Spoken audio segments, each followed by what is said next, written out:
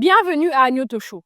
Aujourd'hui, nous allons parler d'un sujet intime mais ô combien important. Comment prendre soin de notre intimité féminine et aborder sans tabou la question du bain pour l'hygiène intime.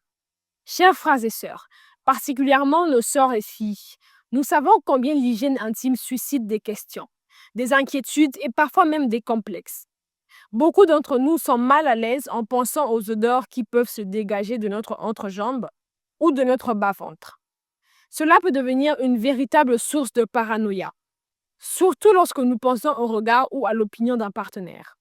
Rassurons-nous, chaque femme possède sa propre signature olfactive, une odeur unique, naturelle, qui n'a pas besoin d'être niée ou masquée à outrance.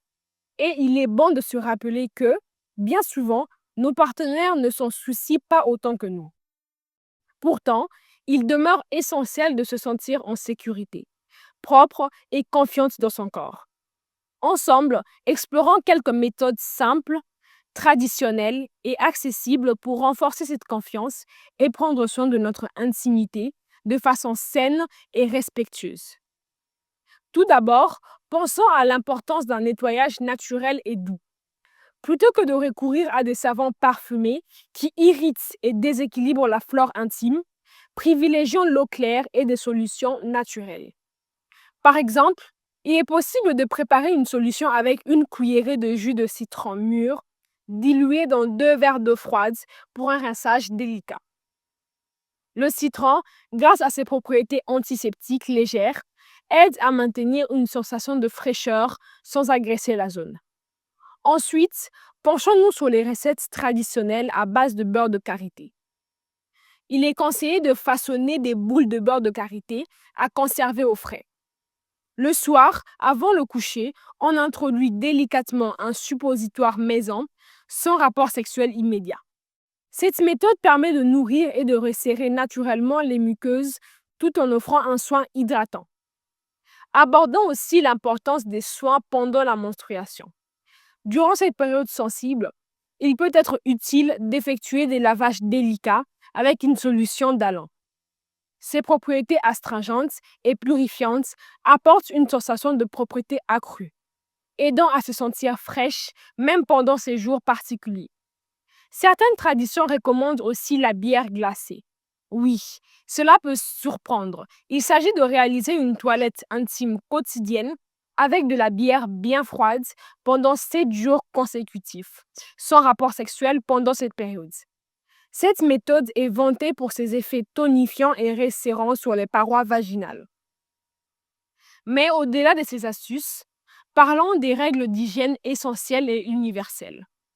Il est fondamental de laver la zone intime au moins une fois par jour, en privilégiant l'eau claire et un savon neutre si nécessaire. Lors des relations sexuelles, il peut être prudent d'effectuer un second lavage pour se sentir parfaitement à l'aise. Pour un nettoyage optimal, faisons mousser un gant de toilette propre avec un savon doux et non parfumé. Nettoyons délicatement les plis autour du clitoris. Écartons légèrement la vulve pour nettoyer les côtés. La vulve et l'ouverture vaginale sans excès de zèle. Il s'agit d'un soin respectueux, sans frotter trop fort pour ne pas irriter. N'oublions pas la ligne de bikini, le périnée, cette zone entre le vagin et l'anus, et enfin la région anale. Important, lavons la région anale en dernier et évitons de repasser ensuite sur la zone vaginale avec le même gant pour limiter les risques de transfert de germes et d'infections urinaires. Évoquons aussi la question des poils pubiens. Les poils épais peuvent retenir la transpiration et favoriser certaines odeurs. Il est donc recommandé de les couper, les épiler ou les raser selon nos préférences, en prenant soin d'adopter des gestes doux et des outils propres. Enfin, n'oublions pas les choix des sous-vêtements. Le coton reste la matière à privilégier. Respirante, elle aide à prévenir les mauvaises odeurs et favorise la santé de la flore intime. Évitons les matières synthétiques qui retiennent l'humidité et la chaleur. Chères sœurs, prenons le temps de nous aimer, de nous guérir, de nous chérir, de nous écouter. Notre corps est précieux, complexe et mérite des soins attentionnés. Il n'y a aucune honte à se poser des questions, à chercher des solutions naturelles et à vouloir se sentir belle, propre et confiante. Partageons ces conseils avec nos filles, nos amis, nos sœurs pour briser les tabous, car la santé intime est un sujet qui nous concerne toutes et tous. Merci d'avoir pris ce temps avec nous pour réfléchir ensemble à ces gestes de soins qui vont bien au-delà de la simple hygiène. Il s'agit de respect, d'amour-propre et de solidarité entre femmes, mais aussi entre communautés. C'était Lady Congo à partir de Kinshasa. Peace and love, on est ensemble.